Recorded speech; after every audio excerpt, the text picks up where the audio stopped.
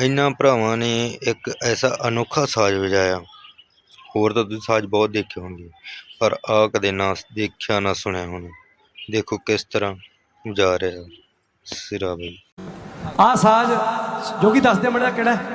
ਇਹ ਸਾਜ਼ ਦਾ ਨਾਮ ਮੋਰ ਚੰਗ ਹੈ। ਮੋਰ ਚੰਗ। ਆ ਜਾਓ।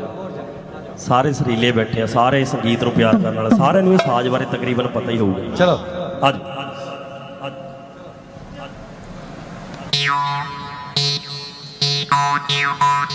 Thank you.